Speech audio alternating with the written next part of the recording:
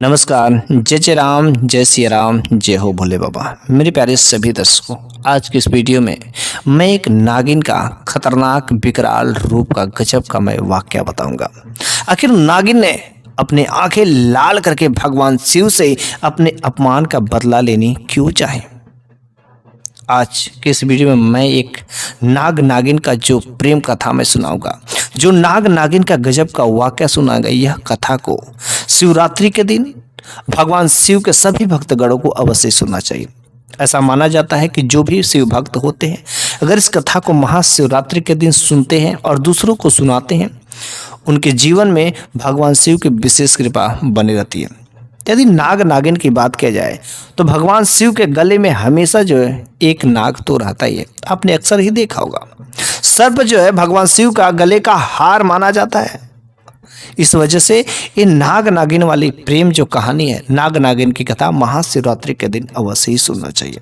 तो चलिए हम लोग बिना देरी किए इस कहानी को शुरू ही कर देते हैं। महाशिवरात्रि के दिन नाग नागिन का दर्शन बहुत ही शुभ होता है और बहुत ही फलदायी होता है। जो लोग बहुत ही किस्मत वाले होते हैं, बहुत ही भाग्यशाली होते हैं, वे लोग महाशिवरात्रि के दिन नाग नागिन का दर्शन करते हैं।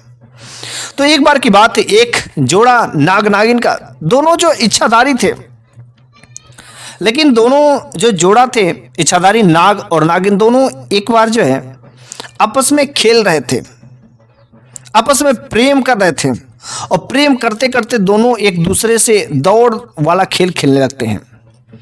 और जो सांप जो नाग नागिन रहते हैं, दोनों जो एक साथ साथ भागते रहते हैं, दौड़ाते रहते हैं। लेकिन जो नाग रहता है वो काफी तेज दौड़ता है और जो नागिन रहती है उसको जो पीछे रहती है। नागिन बेचारी दौड़ाती है, नाग तो भागता जाता भागता जाता। अब दोनों लोग भागते भागते इतना तेज भाग रहे थे कि उन लोगों को समझ ही नहीं रहा था कि आखिर आगे रास्ता में क्या पड़ेगा क्या नहीं पड़ेगा।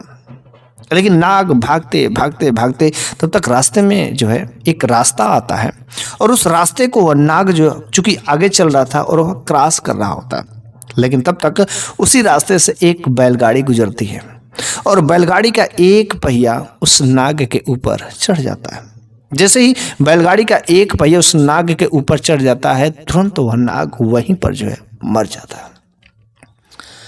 अब जैसे वो नाग मर जाता है, नागिन देखती तो उसका खून खौल उठता है कि आखिर किसने मेरे नाग को मार दिया, आखिर हम लोगों के साथ ही क्या हो गया। नागिन का गुस्सा कुछ समझ नहीं आता कि नाग उसका मर गया। बेचारी नागिन वहीं पर जो है माथा पटक रही थी, फन को फाड़ रही थी, फटकार रही थी। और इस दृश्य को देखते देखते वहां के गांव वाले कुछ लोग वहां पर इकट्ठित हो जाते हैं। लेकिन किसी के यह हिम्मत नहीं हो रहा था कि वह जो नाग मर गया है उस नाग को हम जो जमीन में खोद करके धंसा दे, दफना दे। क्योंकि अगर कोई भी नाग मर जाता है, अगर उसे हम लोग दफना देते हैं तो उसको मुक्ति मिल जाती है। लेकिन अगर वैसे ही यत्र तत्र फेंक देते हैं तो उसको मुक्ति नहीं मिलती है। तो उस गांव में से एक हिम्मती व्यक्ति था जिसने उस नाग को उठा करके अभी जो गड्ढा खोद करके उसको दफनाने की सोची। तो नाग को उठा करके जो रास्ते में पड़ा हुआ था उसको किनारे किया और गड्ढा खोद रहा था। नागिन ने सोचा कि अगर ये मेरे नाग को दफना देगा तो मैं इससे कभी मिल नहीं पाओगे। इस वजह से अपना डर जो है साबित करने के लिए, अपने डर को बनाए रखने के लिए वह तुरंत जो है, जो आदमी उसके लिए गड्ढा खोद रहा था उसके पैरों में जाती है, डस लेती है। बस वह तुरंत जो है आदमी वहीं पर जो है मूर्छित होकर के गिर जाता है और कुछ ही समय में उसके प्राण पखेरु उड़ जाते हैं। गांव वाले जब इस घटना को देखते हैं कि वह नागिन उसको डस लेती है, गांव वाले पूरे ही डर जाते हैं। अब तो पूरे गांव वालों में से किसी की हिम्मत भी नहीं होती है कि उस नाग जो मरा पड़ा है वहां पर उसके बॉडी को लेकर के कोई छुए। कोई जो है बस दूर से देख रहे थे, लेकिन किसी की हिम्मत नहीं हो रही थी क्योंकि उस नागिन ने उसको डस लिया था। बेचारा उसकी लाश वहीं पर पड़ी थी, कोई छू नहीं रहा था। हो सके नागिन फिर से किसी को अपना शिकार बना सकती है। शाम का समय ढल जाता है और पास में एक शिव मंदिर रहता है, भगवान शिव का लिंग वहीं पर रहता है। वह नागिन किसी तरीके से जो अपना नाग रहता है ना, उसको खींच खींच करके भगवान शिव के मंदिर में लेकर के चली जाती है। और वहां पर वह भगवान शिव से गिड़गिड़ाने लगती है, बड़बड़ाने लगती है, रोने लगती है कि मेरे नाग को जीवित करिए, मेरे नाग को जीवित करिए। और वह भगवान शिव से अपना क्रोध जो है पूरा निकाल रही थी और क्रोध में उसकी आंखें लाल हो जा रही थी और क्रोध में इतना वह व्याकुल हो गए कि उसका आधा शरीर स्त्री का और आधा शरीर जो है सांप वाला ही था।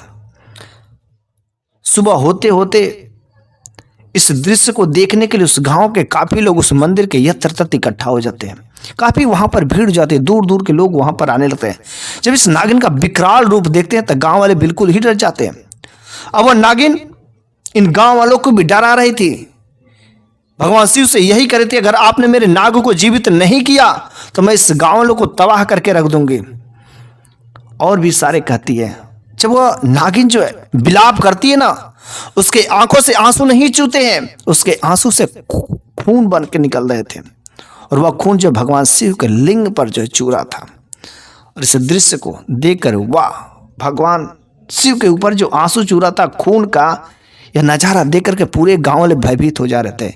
कब मुझे इस विपदा से कौन बचाएगा? या तो नागिन जो बिल्कुल इच्छाधारी नागिन है, अब तो हम पूरे गांव वालों को बिल्कुल ही छोड़ोगे ही नहीं। वह गांव वाले भगवान से प्रार्थना करने लगते हैं, भगवान से विनती करने लगते हैं कि हे भगवान, आप मेरी रक्षा कीजिए।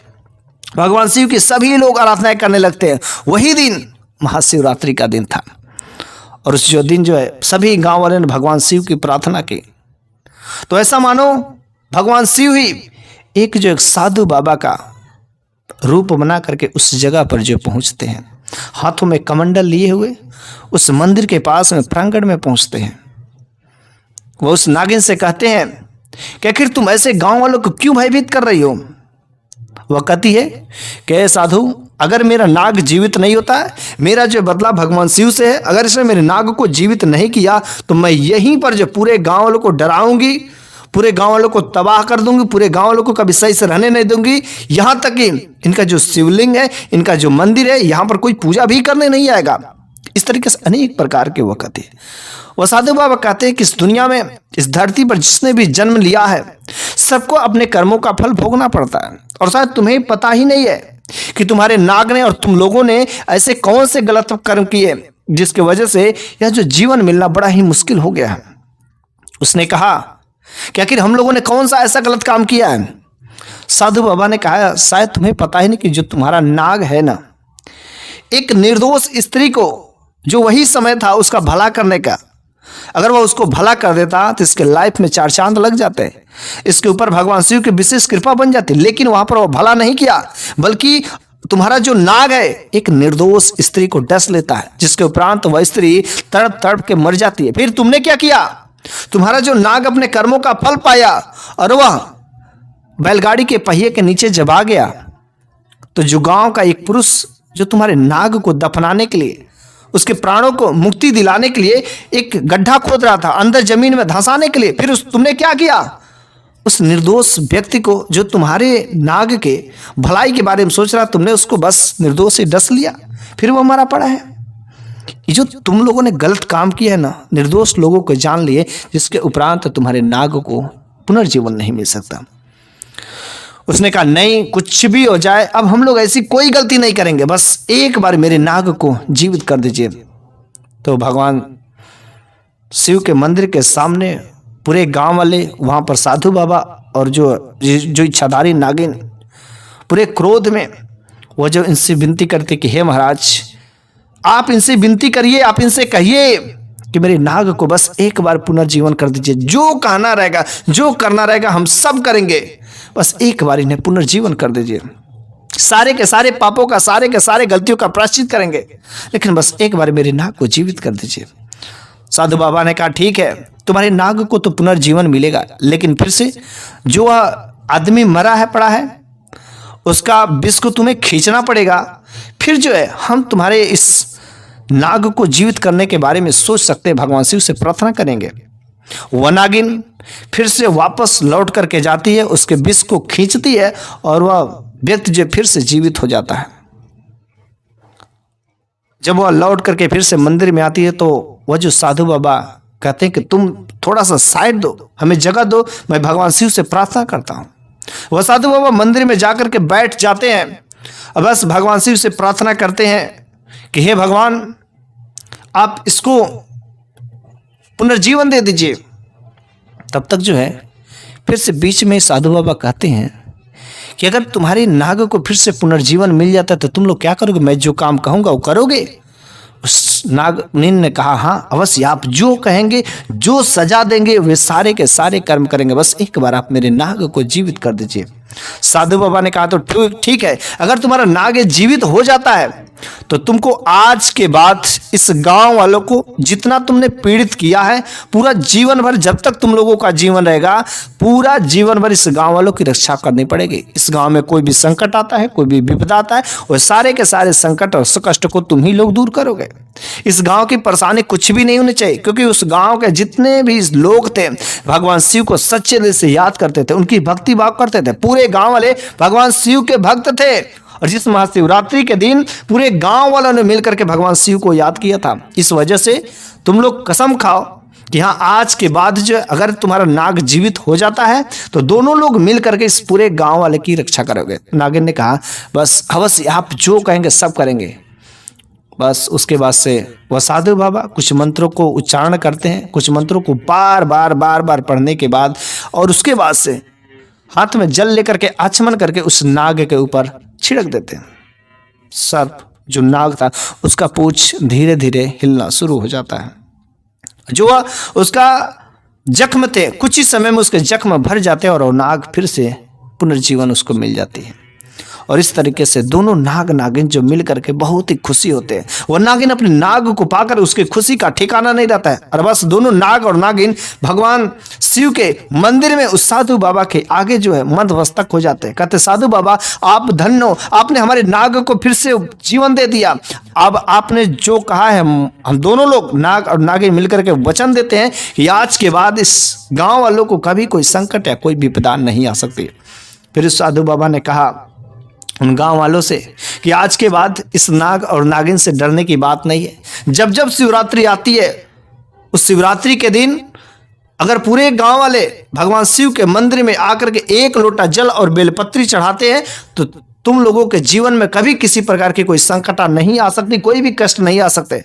और साथ में अगर ये नाग नागिन अगर आइंदा तुम लोगों ने कभी इस गांव वालों को कष्ट देने की सोची तो तुम्हारा जो इच्छाधारी का गुण है, जो किसी भी रूप में परिवर्तित हो जाते हो, उसी दिन जो है तुम्हारा सारे के सारे शक्तियां जो छीण हो जाएगी, बर्बाद हो जाएगी, और उस दिन से तुम लोग साधारण सांप बन जाओगे। इसकी वजह से तुम सब एक भी गलती करने की कोशिश मत करना। अगर तुम लोगों ने कोई दुष्कर्म का काम किया, किसी को नुकसान पहुंचाया, तो उसी दिन तुम्हारा सारी की सारी शक्तियां छीण हो जाएगी, तब कोई भी गुहार करने से नहीं होगा। इस तरीके से वो साधु बाबा उस नाग और नागिन की मिला करके गांव वालों को सुरक्षा दे करके वो साधु बाबा अपने रास्ते चल जाते हैं। लेकिन उनके जाने के बाद पता चलता है कि साधु बाबा जिस रास्ते से गए हैं वहां पर जो उनके पदचिन्ह बने, और अचानक कुछ दूर जाकर के जो पदचिन्ह थे वहां से वह पदचिन्ह गायब हो जाते हैं। उसके बाद में पता चलता है कि यह कोई जो साधु बाबा थे साधारण साधु बाबा नहीं थे, साक्षात महादेव ही एक साधु बाबा का रूप बना करके आए थे उस नाग और नागिन की जो प्रेम है, जो प्यार है, उसको साबित करने के लिए, उसकी परीक्षा लेने के लिए, और हम पूरे गांव वालों को बचाने के लिए आए थे। इस वजह से उस दिन से गांव में शिवरात्रि के दिन एक लोटा जल और 2 बेलपत्री सभी गांव वाले चढ़ाए जाते हैं। इसलिए कहा जाता है कि महाशिवरात्रि के दिन अगर जिस गांव में, जिस घर परिवार में अगर कोई भी व्यक्ति भगवान शिव को प्रसन्न करने के लिए एक लोटा जल और बेलपत्री, उनकी पूजा आराधना सच्चे दिलों से भक्ति भाव से करता है, तो उनके जीवन में कभी काल सर्प दोष नहीं हो सकते। उनके जीवन में किसी प्रकार के सर्प दोष नहीं हो सकते। काल कोट विष भी कुछ नहीं कर पाता है। कोई भी स्वयं जो है काल भी आ जाएगा तो उनका कुछ भी नहीं उखाड़ पाएगा, क्योंकि उनके साथ में स्वयं कालों के काल महाकाल होते हैं। जिनके ऊपर महाकाल की कृपा रहती है उनका भला कोई क्या बिगाड़ सकता है। इसलिए महाशिवरात्रि के दिन इस कथा को अवश्य ही सुनिएगा। इस कथा को पूरा सुनने से आपके जीवन में, आपके भाग्य में अवश्य 4 चांद लग जाएंगे।